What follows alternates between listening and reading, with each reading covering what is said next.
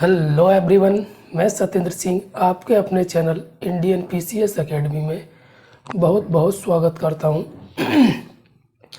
तो जो हमारी ज्योग्राफी की सीरीज चल रही थी उसमें हम आज एक नए पड़ाव पर आ गए हैं। और आज जो हमारी ज्योग्राफी की सीरीज चल रही थी उसमें हमारा जो टॉपिक चल रहा है वो टॉपिक क्या है? भारत में कृषि और पशुपालन।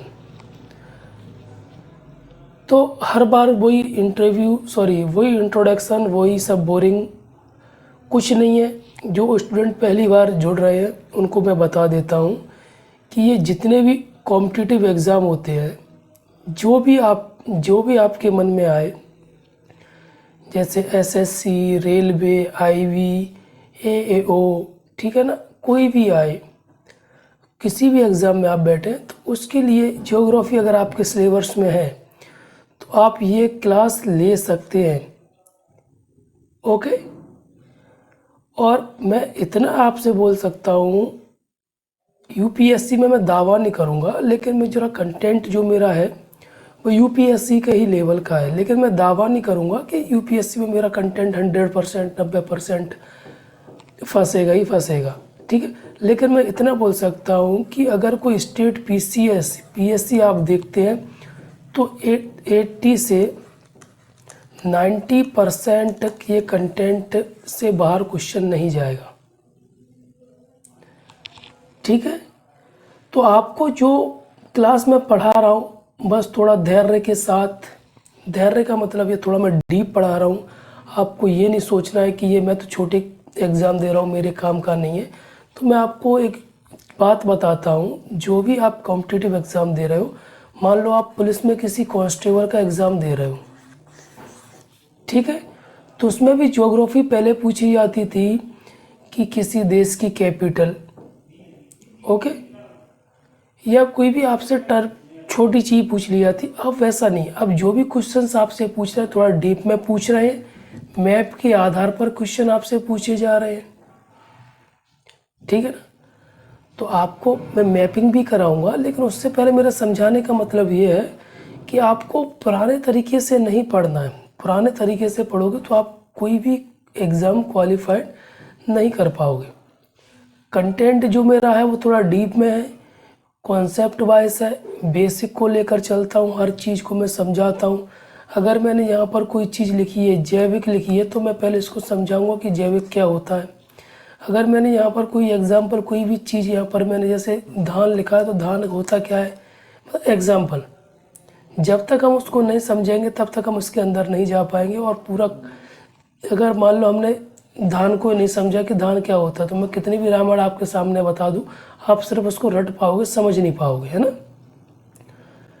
तो पिछले 2 वीडियोस में हमने कृषि को देखा, कुछ के बहुत महत्वपूर्ण चीज़ हमने देखी। उसके बाद आज हमारा अगला रहेगा।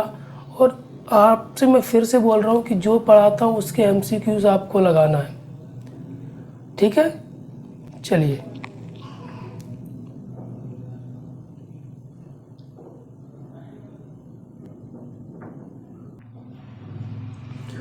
कल जो हमने अपनी क्लास ख़त्म की थी वो ख़त्म की थी जैविक कृषि क्या होती है। जैविक कृषि पे हमने अपनी क्लास ख़त्म की थी। उसको हमने समझा था कि उसके क्या क्या लाभ होते हैं, क्या क्या हानियाँ होती हैं।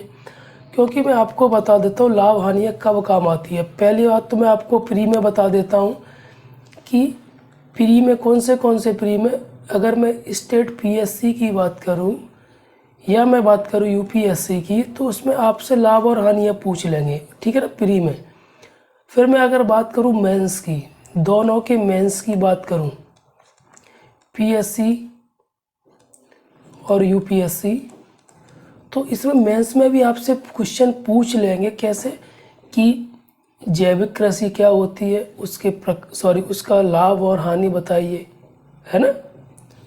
तो ऐसे ही जो भी हम पढ़ने वाले हैं सेम टू सेम वही प्रकार हमारा रहेगा, वैसे ही हम पढ़ेंगे। तो आपको यहाँ पर दिख रहा है समुद्री शैवाल, इसके भी हम सिर्फ सेम टू सेम वही, क्योंकि अगर हम मेंस के हिसाब से पढ़ेंगे तो हमारा प्री उसमें आ जाएगा ना।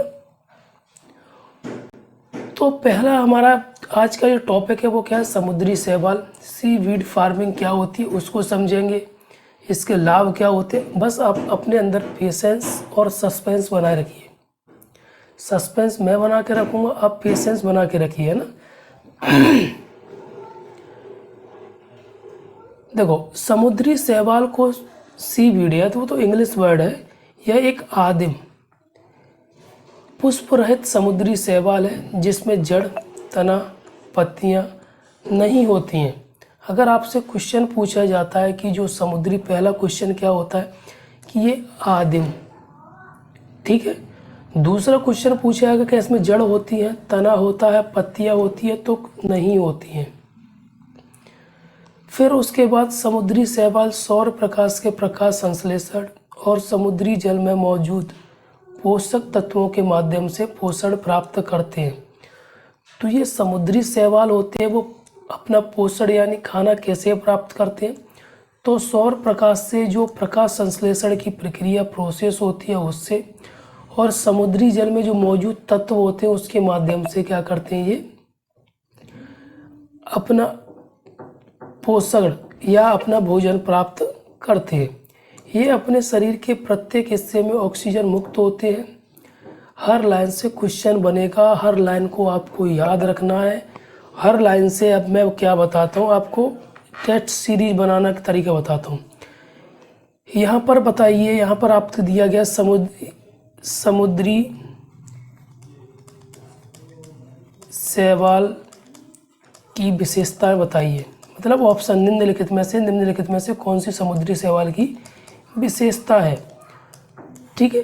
तो यहाँ पर जो हमने लाइन पढ़ी है उनमें से कोई एक ऑप्शन, आप चारों में से एक ऑप्शन डाल देना, ओके। जैसे एक ऑप्शन, दो ऑप्शन, 3, 4, इस 4 में से एक आप क्या डाल दोगे, इन जो हमने कंटेंट पढ़ा है समुद्री शैवाल का वो डाल देना। अगर आप फिर भी आप 2 ऑप्शन डालना चाहते हैं, फिर आपको एक चीज़ और बढ़ानी पड़ेगी।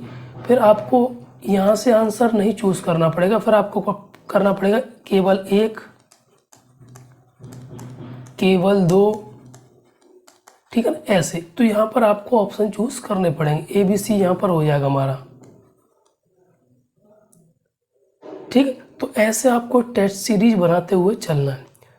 फिर आगे, समुद्र में अधिक घनत्व वाले पानी के नीचे पाए जाने वाले बड़े एवं लंबे समुद्री शैवाल के जंगलों को क्या कहा जाता है, केल्प फॉरेस्ट कहा जाता है। क्या कहा जाता है, फिर से समझाता हूं मैं आपको।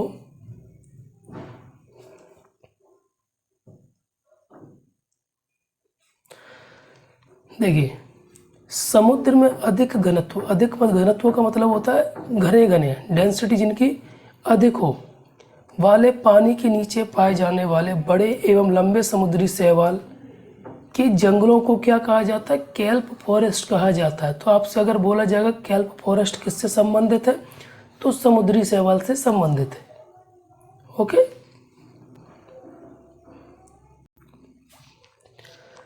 फिर इसके लाभ दिए गए, इसके लाभ क्या क्या है। पहला लाभ क्या दिया, आवास के रूप में, मतलब ये किसको आवास मतलब रहने की जगह।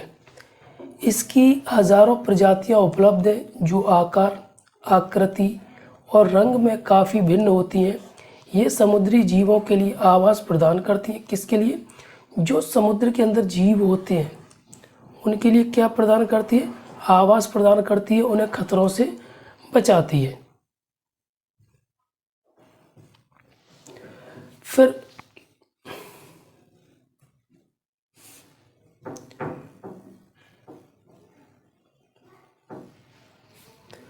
फिर दूसरा इसका लाभ क्या है, खाद्य के रूप में, मतलब खाने के रूप में। जो केल्प वन होते हैं वो मछली, घोंगे, समुद्री ऑर्चिन के लिए पानी के नीचे एक नर्सरी के रूप में कार्य करते हैं। साथ ही शाकाहारी समुद्री जीव भी इसके थैलस को खाकर जीवन यापन करते हैं। तो ये खाद्य के रूप में कैसे है, लाभ है। फिर मैं आपको दोहरा देता हूं कि अगर आपसे क्वेश्चन पूछा जाता है कि समुद्री शैवाल क्या होते हैं, उनसे क्या लाभ होते हैं, अगर आपसे 150 शब्दों में क्वेश्चन पूछा जाएगा तो आप इसको लिख देगा, आपका पूरा आंसर कंप्लीट हो जाएगा, ओके। फिर अगला क्या है, थैलस से आशय क्या है। जहाँ पर थैलस हमने देखा था, ये थैलस होता क्या है। थैलस से आशय ऐसे पादप से होता है जिसमें जड़ों, संवहन तंत्र, पत्ती व तने का अभाव होता है, किंतु इस प्रकार के पादपों में डंठल जैसी संरचना पाई जाती है। तो मेरा जो तरीका था पढ़ाने का, यानी जो कंटेंट बनाने का, मैंने आपसे क्या बोला था, कोई भी चीज़ आपके मन में मैं डाउट के रूप में नहीं छोड़ूंगा। इसलिए हर एक चीज़ को मैं क्या करता जाता हूँ, क्लियर करता जाता हूँ। जो चीज़ इजी है वो तो आप समझते हैं। फिर इसका दूसरा लाभ क्या है, पारिस्थितिकी तंत्र के रूप में ये शैवाल समुद्री पारिस्थितिकी तंत्र में प्रमुख भूमिका निभाते हैं। वृहद जल निकायों में पाए जाने वाले कुछ पोषक तत्व समुद्री जीवों के लिए विषैले मृत्युकारक हो सकते हैं। समुद्री शैवाल समुद्र के उथले और गहरे जल में अधिकांश अंतर ज्वारीय में पाए जाने के साथ साथ ज्वार नदमुख यानी एस्चुरी और पश्च जल बैक वाटर्स में पाए जाते हैं, जो अतिरिक्त पोषक तत्वों को अवशोषित करते हैं तथा पारिस्थितिकी तंत्र को संतुलित करते हैं। तो ये पारिस्थितिकी तंत्र के रूप में इसका लाभ हो गया। फिर समुद्री क्षरण को रोकता है।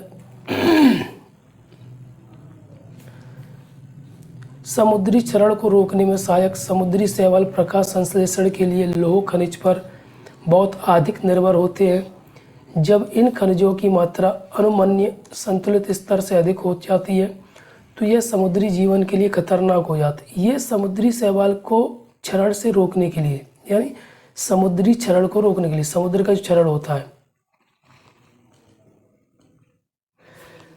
फिर जलवायु परिवर्तन और समुद्री शैवाल। जलवायु परिवर्तन को कम करने में समुद्री शैवाल की महत्वपूर्ण भूमिका है। कुल समुद्री क्षेत्र में केवल 9% हिस्से में समुद्री शैवाल की उपस्थिति है। प्रति वर्ष लगभग 53 बिलियन टन कार्बन डाइऑक्साइड का पृथक्करण करने में सक्षम है। अतः कार्बन पृथक्करण के लिए समुद्री शैवाल को उगाने के लिए समुद्री वनीकरण के रूप में एक प्रस्ताव भी पेश किया गया है।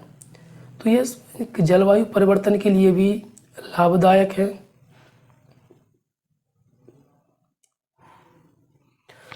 फिर इसका जो लाभ है वो कृषि और पशुपालन में क्या लाभ है इसका। कृषि और पशुपालन में समुद्री शैवाल का महत्व उल्लेखनीय है।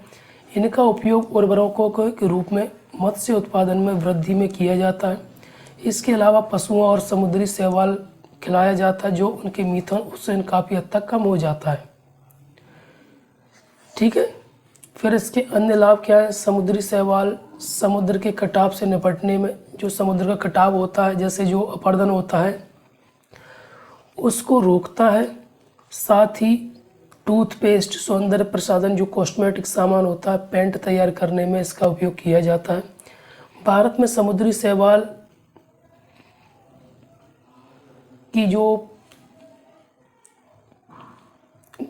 उपलब्धता है वो कितनी है। दक्षिण पूर्वी भारत, मतलब कहाँ कहाँ पर समुद्री शैवाल। दक्षिण पूर्वी भारत, दक्षिण पूर्व। देखो मैंने हर बार आपको बताया कि जब भी कोई डायरेक्शन आया करे ना तो उसको रटा नहीं करो, इसको समझा करो। समझने से क्या होता है, आपको आसानी। दक्षिण का मतलब होता है साउथ, पूर्व का मतलब ये होता है, दोनों के बीच की डायरेक्शन होगी वो क्या होगी, दक्षिण पूर्व होगी। तो इस तरफ की, इस साइड की जो भी जगह होंगी इंडिया में, वहाँ पर बंगाल की खाड़ी, अरब सागर और हिंद महासागर में सम्मिलन बिंदु, तमिलनाडु तट पर, ठीक है, ये पाए जाते हैं। मन्नार की खाड़ी, अंतर्ज्वारी निचले, तो ये अंतर्ज्वारी क्षेत्र में पाए जाते हैं। शैवाल की कई प्रजातियां अत्यधिक मात्रा में पाई जाती हैं। अध्ययनों से पता चलता है कि यहाँ समुद्री शैवाल की लगभग 302 प्रजातियां विद्यमान हैं। तो ये हमारे समुद्री शैवाल से आपका पूरा मेंस प्री, जो भी आप एग्ज़ाम में बैठोगे, अगर क्वेश्चन आएगा तो आप टैकल करके ले जाओगे। मैं जो तरीका है इस टॉपिक को पढ़ाने का, यानी जो कृषि है, तो मैं इसको ना टॉपिक बाइज टॉपिक पढ़ाऊँगा। जैसे कि मैंने समुद्री शैवाल ख़त्म कर लिया, इसका सेपरेट वीडियो, फिर अगला टॉपिक उसका सेपरेट वीडियो, फिर अगला टॉपिक उसका सेपरेट वीडियो। इससे क्या होगा, आपके टॉपिक बिल्कुल क्लियरली, कोई खिचड़ी नहीं बनेगी और अच्छे से समझ में आएगा। ठीक है ना। तो मैं आज इस टॉपिक को यहीं पे ख़त्म करता हूँ। इसके आप MCQs लगाना, मेंस के हिसाब से आप इसको 2 बार पढ़ना, फिर उसको अपने हिसाब से लिखना। ओके। तो मैं गारंटी देता हूँ अगर आपने इसको 2 से 3 बार अगर इसको पढ़ लिया तो मेंस के लिए आप पूरा आंसर इसको लिख दोगे। ठीक है ना। तो आप मेंस और प्री दोनों की तैयारी साथ में करते हुए चलना, तो आपका मैं गारंटी यह देता हूँ कि आपको सिलेक्शन से कोई नहीं रोक सकता। ओके, तो ठीक है, थैंक यू, धन्यवाद।